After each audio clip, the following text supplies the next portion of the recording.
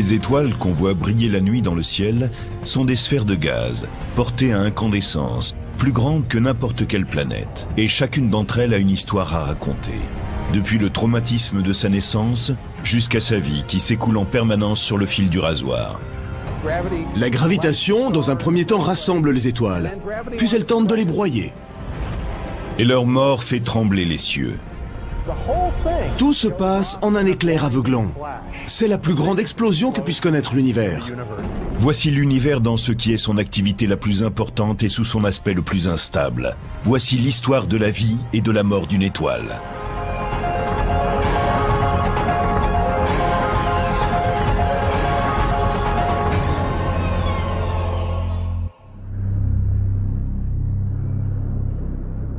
Comme des villes qui scintilleraient dans le désert, les galaxies émergent de l'obscurité. Elles se composent de milliards de lumières flamboyantes, les étoiles. Il y a des milliards et des milliards d'étoiles. On en compte 400 milliards rien que dans notre galaxie. Mais comment sont-elles nées? Comment s'éteindront-elles?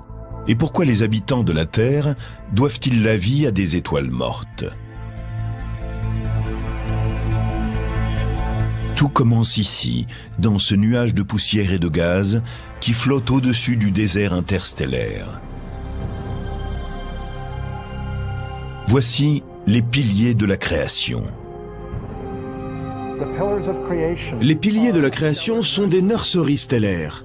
De nouvelles étoiles naissent au cœur de ces colonnes de gaz.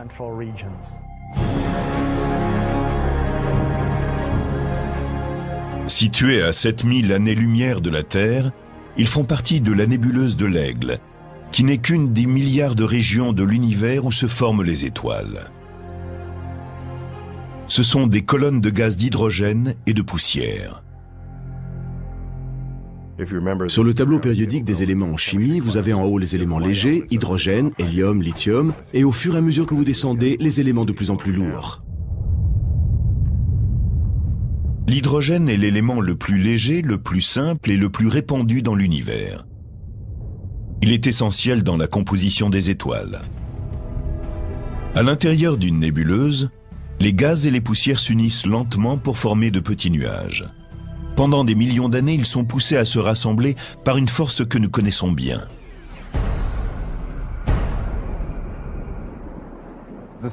C'est cette même force qui nous rattache à la Terre et qui nous garde à sa surface. C'est la force de gravitation. Elle pousse les objets les uns vers les autres, permettant ainsi la formation des planètes, des étoiles et des galaxies. La gravitation est sous bien des aspects la force la plus importante de l'univers. Et une de ses activités principales est la formation des étoiles.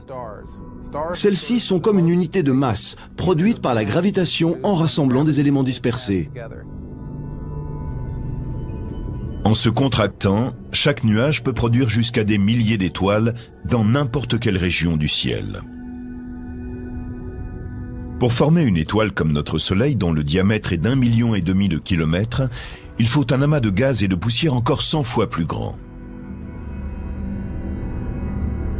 Au début de leur existence, ces nuages ont une température très basse, de 70 degrés en dessous de zéro. Mais quand la gravitation les fragmente et les compresse, leur température commence à s'élever. Au bout de quelques milliers d'années, le nuage finit par prendre la forme d'un disque aplati. La gravitation fait fondre le centre du disque, qui se transforme en une sphère, dont la température atteint 2 millions de degrés. Ce système lumineux est aujourd'hui connu sous le nom de proto-étoile, ou protostar. 10 millions d'années plus tard, le noyau d'hydrogène de la toute jeune étoile dépasse les 18 millions de degrés. Et c'est alors qu'il se produit une chose incroyable. Le noyau devient tellement brûlant qu'il peut alimenter une fusion thermonucléaire. Ces mots veulent simplement dire qu'il fait très chaud en un point donné et que de petits atomes y deviennent grands. Les atomes d'hydrogène se déplacent assez vite pour entrer en fusion et former un atome d'hélium. C'est cette réaction nucléaire qui produit l'énergie qui permet à l'étoile de se lancer dans la vie. Elle lui procure une source constante de lumière et de chaleur. Elle va générer sa propre lumière et sa propre chaleur. C'est là l'essence même d'une étoile. Quand il y a fusion, il y a naissance d'une étoile. Une fois née, l'étoile va mener un combat permanent. Elle va devoir en particulier lutter sans cesse contre la gravitation. La gravitation, dans un premier temps, rassemble les étoiles, puis elle tente de les broyer. Elle ne cède jamais. Elle pousse constamment les objets les uns vers les autres. Si l'étoile veut avoir une longue vie, il lui faut trouver le moyen de combattre cette force. Vous sentez les effets de la loi de la gravitation quand vous essayez de sauter ou de gravir un rocher. Vous êtes sans cesse ramené vers le bas. Pour lutter contre elle, vous devez mettre en action une force qui travaillera dans la direction opposée à la gravitation.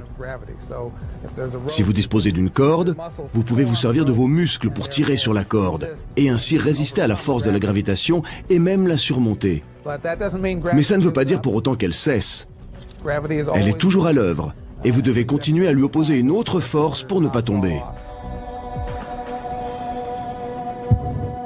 Si vous abandonnez la partie, ou si vous vous laissez aller, ou encore si la corde se rompt, la gravitation gagne et vous tombez.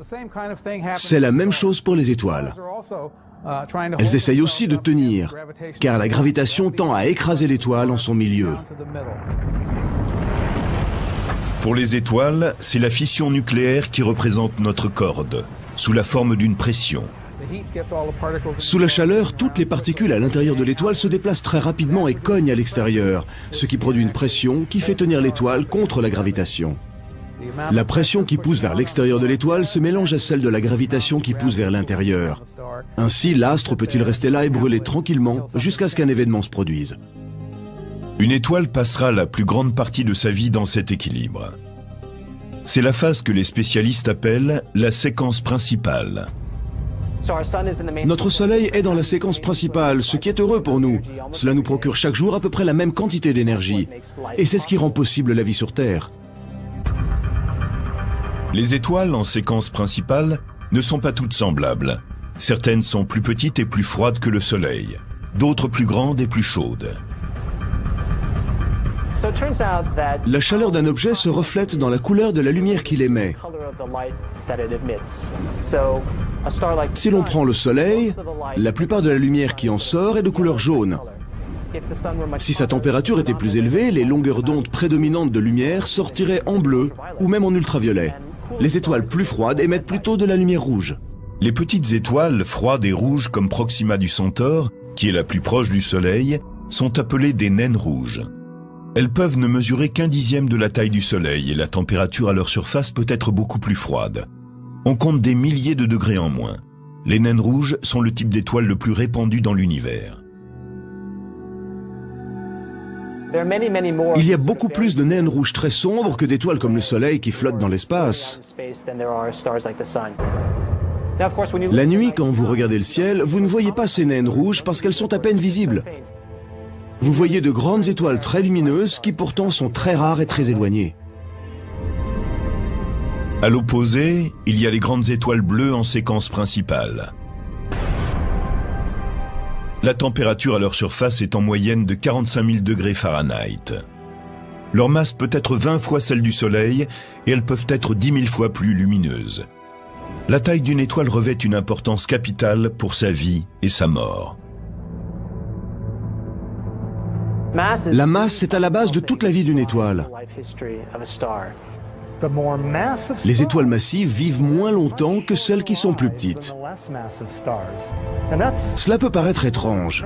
Les grandes étoiles disposant de plus de combustible à brûler, on pourrait penser qu'elles vivent plus longtemps. C'est une sorte d'intuition.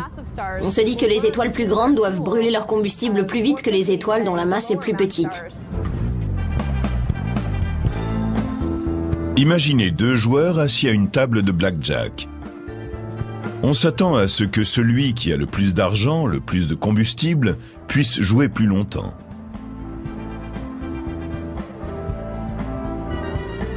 Mais si celui-ci mise très gros à chaque tour,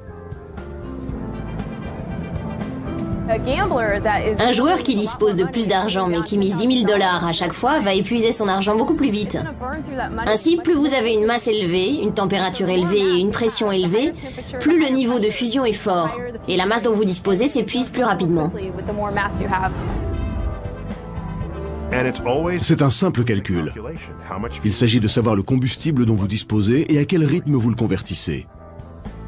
Les étoiles de grande masse vivent plus vite. Elles brûlent la chandelle par les deux bouts. Une très grande étoile meurt en l'espace d'1 million d'années.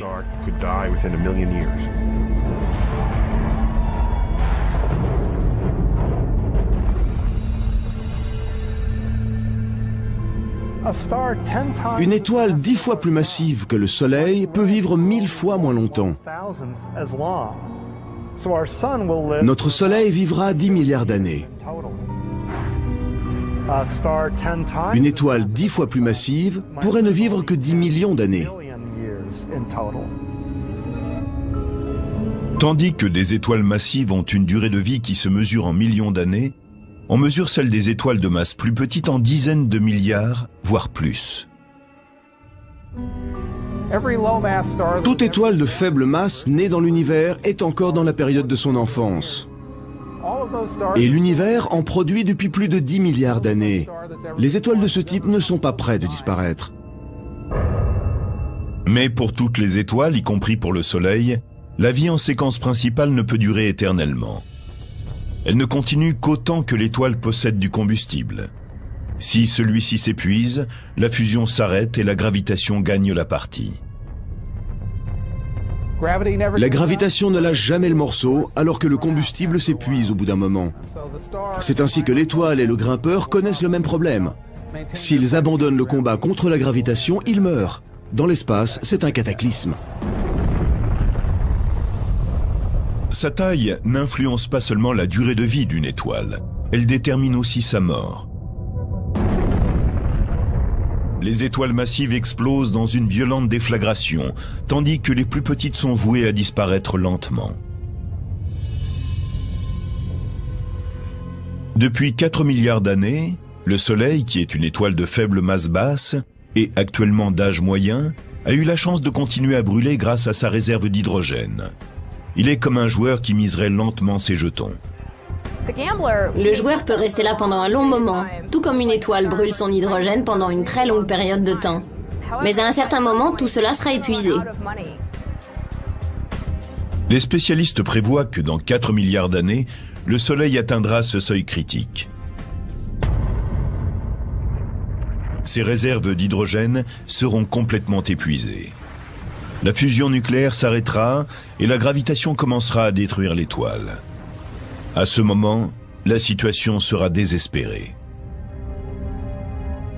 Pour survivre, une étoile comme le Soleil doit trouver une nouvelle source d'énergie. Elle possède de l'hélium, mais pour brûler l'hélium, le noyau doit être 10 fois plus chaud qu'il ne l'a été durant tout le temps où il a brûlé de l'hydrogène. Il ne pourra pas faire fondre cet hélium en des éléments plus lourds, comme le carbone ou l'oxygène, avant que le noyau ne soit suffisamment brûlant. Il est plus difficile d'avoir des noyaux d'hélium assez proches pour que la force de fusion nucléaire s'en empare et les oblige à fusionner.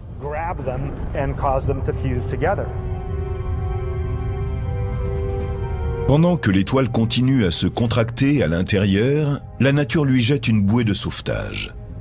Le noyau est surchauffé par la pression gravitationnelle qui essaie de l'écraser.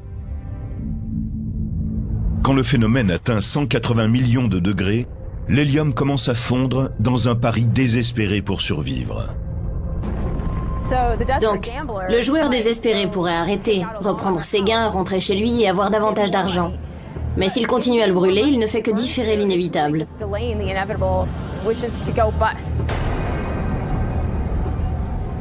Et pour une étoile, l'inévitable, c'est de mourir.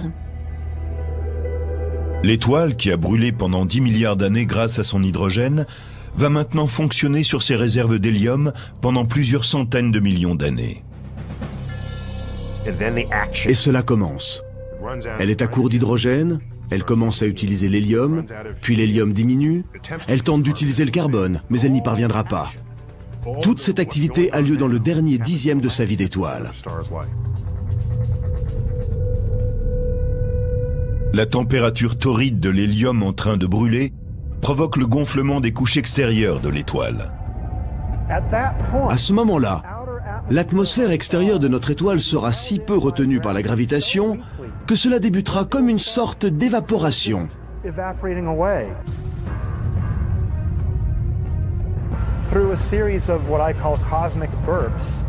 À travers des séries de sursauts cosmiques, elle va éjecter son enveloppe extérieure de gaz, qui ne sont que faiblement retenues par la gravitation. Les cartouches de gaz envoyées vers l'extérieur et illuminées par l'étoile centrale provoquent ce qu'on appelle un phénomène nébuleux. Ce sont de magnifiques obus de gaz qui brillent en entourant le noyau de notre étoile en train de mourir.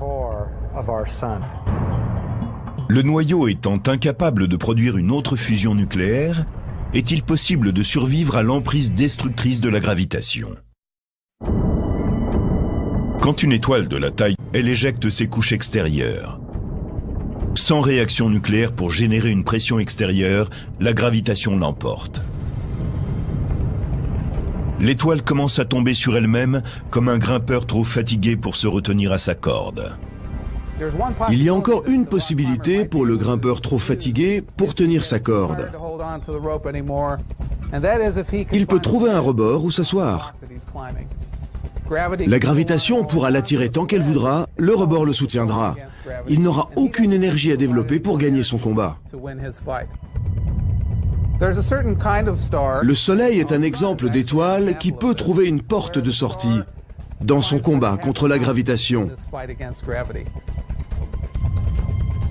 L'étoile en train de se contracter trouve un refuge surprenant, les électrons.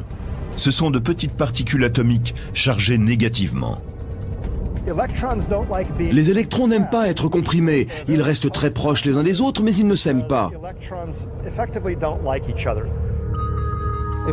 Si vous comprimez assez fort des électrons, cette pression même est capable de soustraire l'étoile à la gravitation. Quand le noyau de notre étoile, semblable au Soleil et qui est en train de mourir, est écrasé sur un objet de la taille de la Terre, ce qu'on appelle la pression dégénérative de l'électron prend le dessus. La gravitation ne peut pas continuer à détruire l'étoile. Elle se refroidit doucement et prend la forme d'un étrange débris stellaire bizarre, connu sous le nom de naine blanche. Ainsi en est-il de Sirius B, qu'on peut vaguement apercevoir à côté de sa compagne, Sirius, l'étoile la plus brillante de notre ciel. Une naine blanche est un type d'étoile très étrange. Elle est extrêmement dense. La naine blanche a une masse équivalente à 300 000 fois celle de la Terre, comprimée dans un volume de la taille de la Terre. Une cuillère à thé pleine de cette matière pèserait plusieurs tonnes. C'est quelque chose d'assez étonnant. Une naine blanche est l'étape finale dans la vie d'une étoile de type solaire. Mais elle n'est pas encore tout à fait morte. Elle continuera à briller pendant des milliards d'années en irradiant toute l'énergie accumulée au cours de sa vie. J'aime appeler les naines blanches des étoiles à la retraite. La lumière qu'elles diffusent est de l'énergie qu'elles ont accumulée pendant leur vie, pendant qu'elles fusionnaient les éléments légers en éléments lourds. C'est ce que le Soleil est en train de faire à l'heure actuelle. La naine blanche dépense ce qu'elle a épargné au cours de sa vie. C'est une étoile retraitée. C'est le destin du Soleil. Mais certaines naines blanches peuvent avoir un dernier baroud d'honneur grâce à un compagnon qui leur tend une main secourable. Car bien que le Soleil soit un solitaire cosmique, plus de la moitié des étoiles se déplacent dans la vie avec un compagnon. La plupart des étoiles font partie de systèmes binaires, ou parfois même multiples. Les couples qui sont proches ont parfois des destins différents de ceux des étoiles solitaires. Si une naine blanche est liée par la gravitation à une autre étoile, elle peut voler la nourriture de son compagnon. La petite naine blanche, qui a une forte densité, exerce une poussée gravitationnelle telle qu'elle va pouvoir siphonner le gaz hydrogène de l'autre.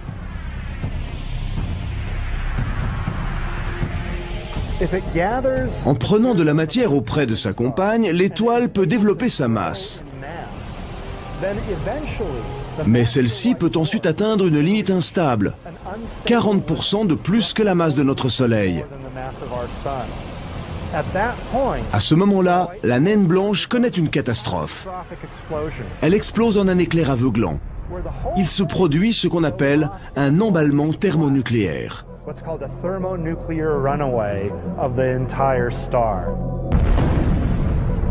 Cette explosion gigantesque est connue sous le nom de supernova de type 1. Si le Soleil faisait cela, ce qui ne sera pas le cas, il s'éteindrait de façon assez douce.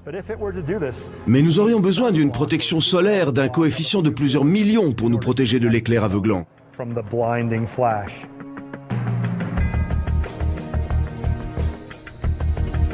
À Berkeley, qui dépend de l'Université de Californie, l'astronome Alex Filippenko est l'un des meilleurs chasseurs de supernovas. Son équipe en a localisé plus de 600 au cours de la dernière décennie. C'est considérable, dans la mesure où il en apparaît peut-être 12 par siècle dans chaque galaxie.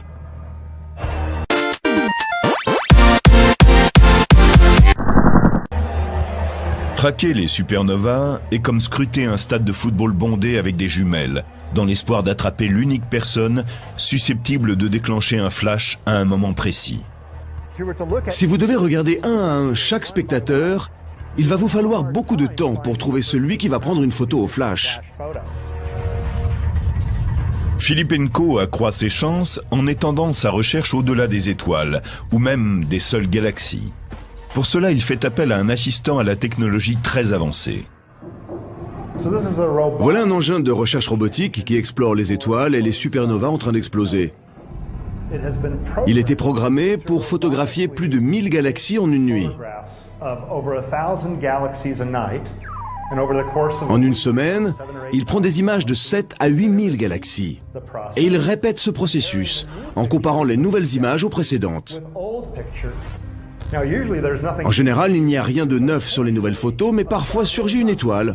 Une supernova disparaît. Et l'on remarque un point de lumière éclatant qui n'était pas là dans les anciennes images.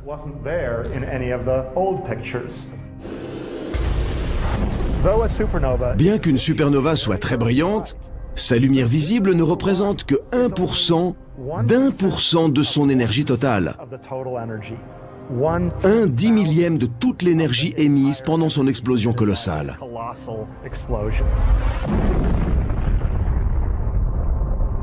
Les supernovas de type 1A proviennent de naines blanches en train d'exploser. D'autres, connus sous le nom de supernova 2, indiquent la mort dramatique d'étoiles encore plus massives, 8 ou 10 fois plus massives que le Soleil. Contrairement à leurs cousines plus petites, quand les étoiles massives ont épuisé leur hydrogène, elles peuvent commencer à brûler d'autres éléments. Les cendres de chaque série de réactions nucléaires deviennent le combustible pour la prochaine, si bien que lorsqu'elle est proche de la fin, une étoile massive ressemble à un oignon, avec une couche extérieure de combustible originel, d'hydrogène, entourée de couches successives d'éléments de plus en plus lourds. Elle traverse la vie en transformant l'hydrogène en hélium, puis l'hélium en carbone et en oxygène, puis l'oxygène en néon et en magnésium, et ensuite en silicone et sulfure. Et ensuite vient le fer. L'étoile massive développe un noyau de fer. Mais la fusion du fer en éléments plus lourds n'apporte rien de bon à l'étoile. Elle ne garde pas la chaleur à l'intérieur, car la fusion du fer en éléments plus lourds requiert de l'énergie. Elle absorbe de l'énergie, elle n'en libère pas. Ainsi, ce noyau de fer se développe sans fusion, et il devient parfois instable. Quand sa taille atteint environ 1,5 fois celle du Soleil, il s'effondre. Et cet effondrement est violent. En 1 seconde et demie, un noyau de la taille du Soleil est détruit en un objet de 15 km de diamètre. Pendant un moment, le noyau rebondit, se fracasse sur les couches extérieures de l'étoile et donne le coup d'envoi à une des explosions les plus massives de l'univers depuis le Big Bang. L'effondrement du noyau de fer disperse le reste de l'étoile au cours d'une explosion colossale. C'est vraiment un événement stupéfiant, incroyable. Les spécialistes sont convaincus que les supernovas représentent bien plus qu'un light show spectaculaire. En fait, elles sont la source d'éléments lourds qui transforment tout autour de nous. Tout le fer que vous voyez dans cette fonderie vient d'étoiles qui ont fini en explosions gigantesques. Tout ce fer vient d'étoiles en train d'exploser. Et tous les éléments plus lourds que le fer sont faits, directement ou indirectement, d'étoiles explosées. Ces éléments ont été éjectés dans le cosmos au cours d'événements démesurés. En se dispersant dans l'univers, la matière issue de ces explosions a produit des planètes, des lunes, de nouvelles étoiles, et aussi quelque chose d'encore plus extraordinaire.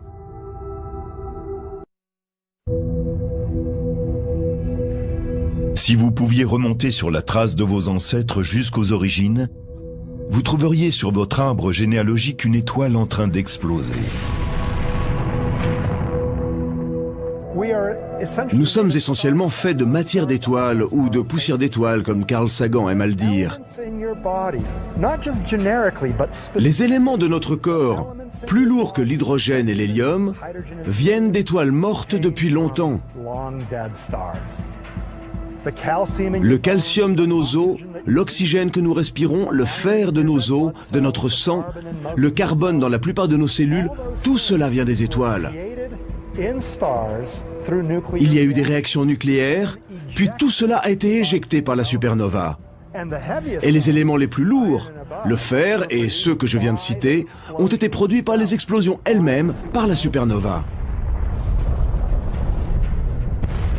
Tandis que l'explosion d'une supernova de type 2 inonde l'univers d'éléments lourds, le noyau d'une étoile en train d'exploser est gardé intact. C'est la gravitation qui va se charger de le détruire. Mais pour cela, même s'il est plus petit qu'une naine blanche, elle va devoir vaincre une force étrange, la pression de dégénérescence de l'électron. La gravitation trouve un moyen de combattre la tendance des électrons à se pousser à l'écart l'un de l'autre, en combinant les électrons avec les protons et en les transformant en neutrons. On a maintenant un objet qui est presque entièrement fait de neutrons et la gravitation l'emporte. Cela permet au système de s'effondrer plus loin, il n'y a plus d'électrons pour arrêter le processus et la gravitation semble gagner. Sauf que les neutrons ne s'aiment pas les uns les autres et on finit avec un nouvel objet stable, encore plus petit, encore plus dense, appelé l'étoile à neutrons. Comparées aux autres, les étoiles à neutrons sont des cailloux cosmiques. Elles peuvent mesurer moins de 15 km de diamètre. Imaginez que vous preniez une étoile qui fasse 1,5 fois la taille de notre Soleil. Ensuite, vous comprimez toute cette matière en un très petit espace, de la taille de Manhattan. Vous venez de fabriquer un neutron. En pressant cette masse dans un si petit espace, on constitue un objet extrêmement dense. Une cuillerée à thé de matière d'étoile à neutrons pèserait 1 milliard de tonnes. Les étoiles à neutrons sont les objets les plus fous et les plus intéressants que les astronomes aient à étudier.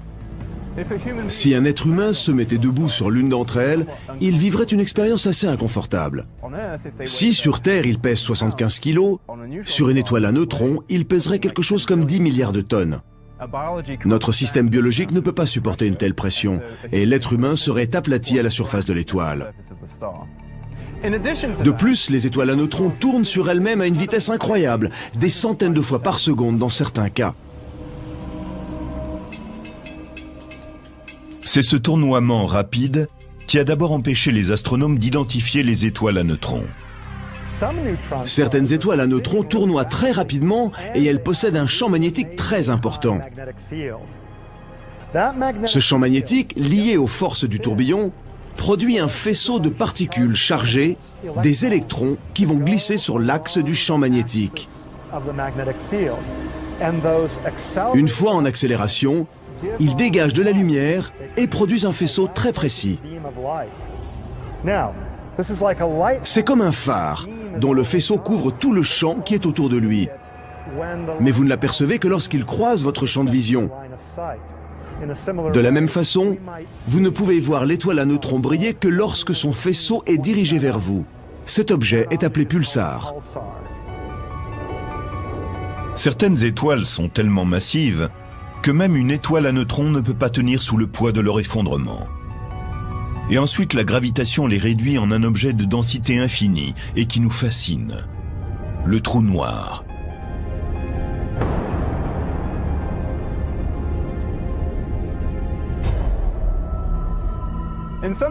Dans un sens, un trou noir représente la mort ultime d'une étoile. Un trou noir est à la base une victoire de la gravitation sur la masse.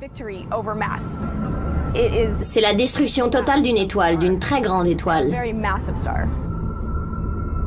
Cette destruction crée dans l'espace une région où la matière est comprimée à une telle densité qu'on ne peut échapper à son champ gravitationnel. Rien ne peut échapper au trou noir, même ce que nous connaissons de plus rapide, c'est-à-dire la lumière. Vous dirigez un faisceau lumineux vers le haut et il ne s'échappera pas. Il va former une courbe et retourner à son point de départ. Vous ne pourrez pas le voir de l'extérieur, d'où le nom de trou noir. On pense souvent que les trous noirs absorbent tout dans l'univers, comme un aspirateur cosmique qui avalerait tout ce qui est dans son voisinage. Ce n'est pas cela. Les objets qui sont très proches du trou noir vont en effet être aspirés par lui. Mais si vous êtes à une certaine distance sur votre propre trajectoire, vous ne le serez pas.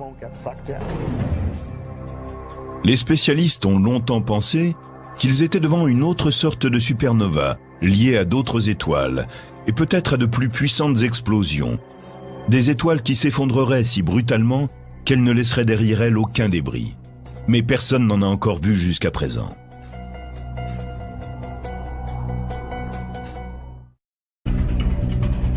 Même après tout ce temps, l'univers est toujours aussi surprenant par sa puissance. À l'automne 2006, les astronomes observent la plus vaste explosion stellaire dont ait jamais été témoin un homme. À 240 millions d'années-lumière de la Terre, une étoile massive se désintègre. Alex Filippenko et son équipe de l'Université de Californie furent stupéfaits par la puissance de l'explosion. L'énergie totale émise était 100 fois plus importante que celle d'une explosion massive normale. C'était une explosion vraiment puissante et étonnante. Une supernova est issue de l'explosion d'une étoile 10 fois plus massive que le Soleil. Or, la supernova 2006 GY, comme l'ont nommé les astronomes, semble avoir indiqué la fin d'une étoile 150 à 200 fois plus massive que le Soleil.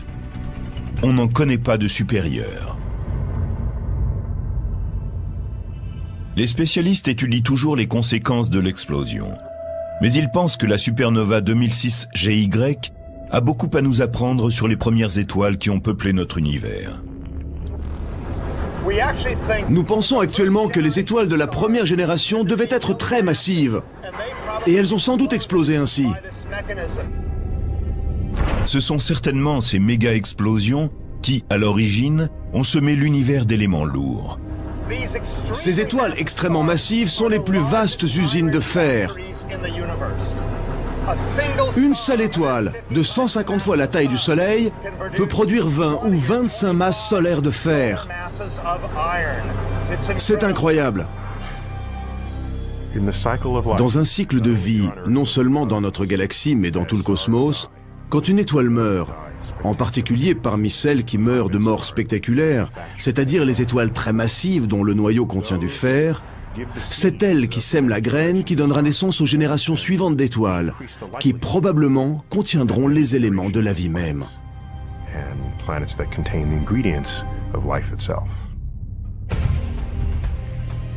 Les supernovas ne sont pas les seuls événements libérateurs d'énergie dans la vie et la mort d'une étoile.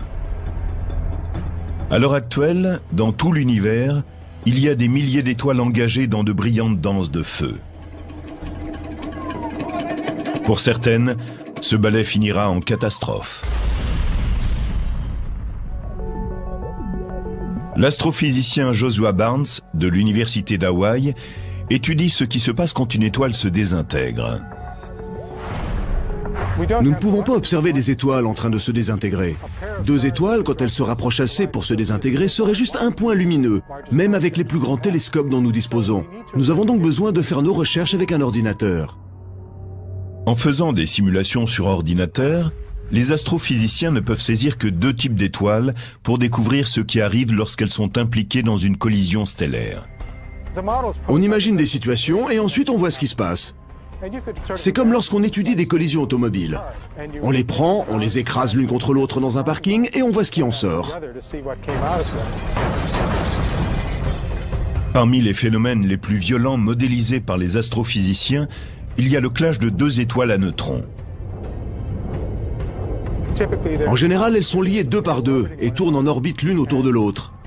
À ce moment-là, elles perturbent l'espace-temps autour d'elles et créent des vagues d'énergie. Cette énergie ralentit les étoiles qui, de ce fait, deviennent de plus en plus proches. Quand elles arrivent vraiment très près, elles tournent en orbite de 100 à 1000 fois par seconde et tout cela finit dramatiquement. Au moment où deux étoiles à neutrons entrent en collision, elles se déplacent presque à la vitesse de la lumière. Bien que le choc final ne dure qu'une fraction de seconde, il génère plus d'énergie que le Soleil n'en produira au cours de sa vie entière. Grâce à la simulation informatique, nous pouvons aussi prévoir ce qui arriverait si une naine blanche de forte densité entrait en collision avec le Soleil. Ce serait un choc effrayant. Au moment du rapprochement, les champs gravitationnels de la naine blanche commenceraient à déformer le Soleil, si bien qu'il ne resterait plus à l'état de sphère. Il se transformerait en une sorte d'œuf au fur et à mesure que l'objet se rapprocherait de lui. La naine blanche avancerait vers le Soleil à une vitesse supersonique, et sa force de gravitation enverrait une énorme onde de choc sur l'étoile. Cela produirait une énergie thermonucléaire telle que le Soleil exploserait. Le plus étonnant, c'est qu'il ne faudrait qu'une heure à la naine blanche pour plonger sur le Soleil et l'anéantir. Si ce scénario venait à se produire, la vie sur Terre serait condamnée.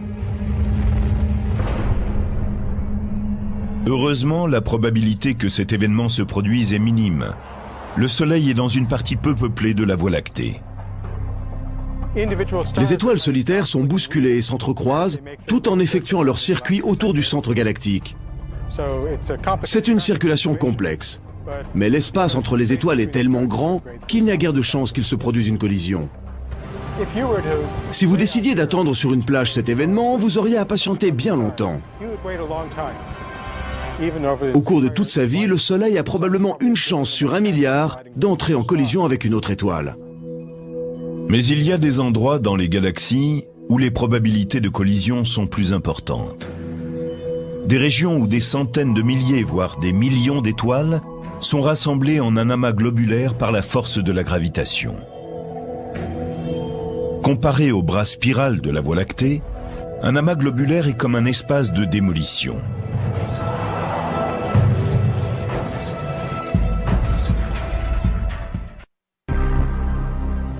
Les chances que deux étoiles entrent en collision dans les bras en spirale de notre galaxie sont d'1 sur 1 milliard.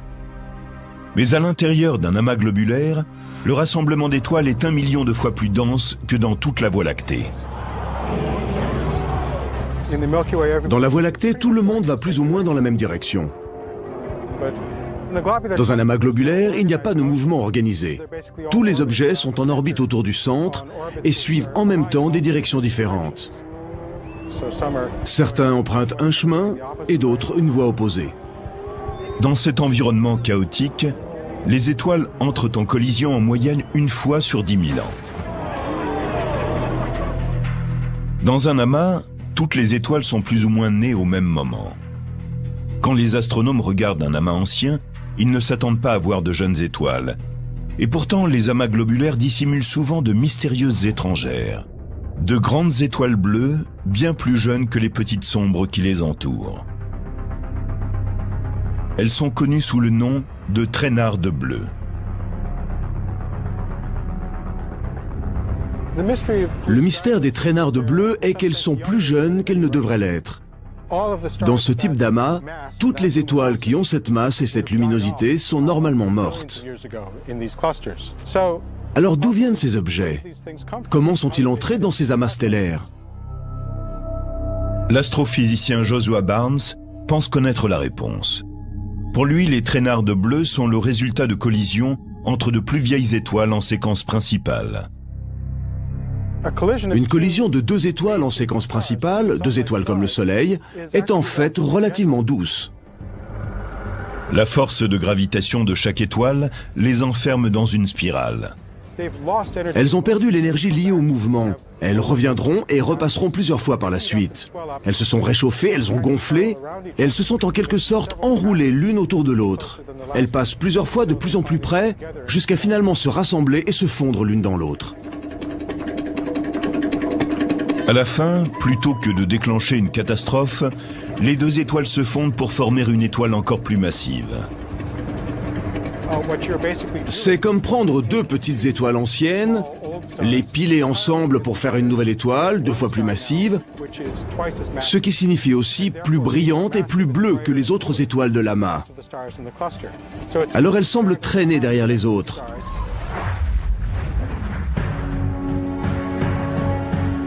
Le mystère des traînards de bleu semble avoir été résolu. Mais il y a maintenant un objet inhabituel que la science tente d'expliquer.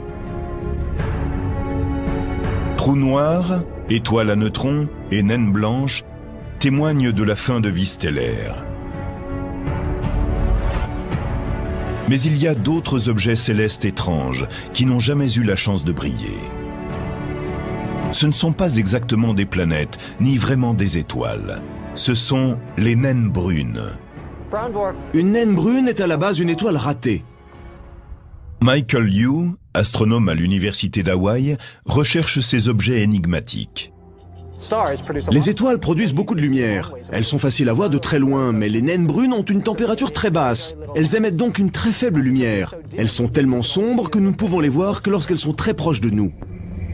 Une naine brune comprend les mêmes éléments qu'une étoile, mais elle n'a tout simplement pas assez de masse pour soutenir une fusion nucléaire.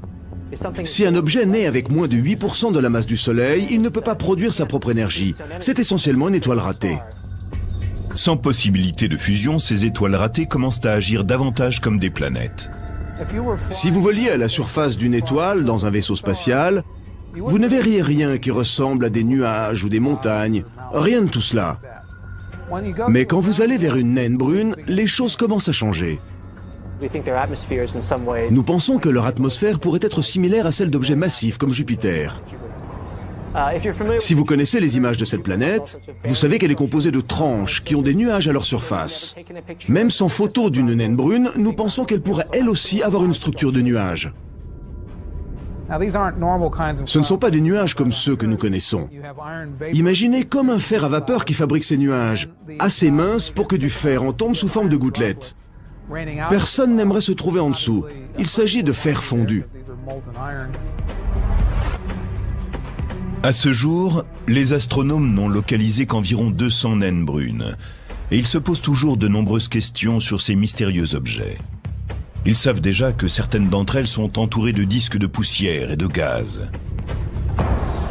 Pourraient-ils se transformer en planètes? Ce n'est qu'un des nombreux mystères encore à résoudre, tandis qu'on continue à explorer les étoiles.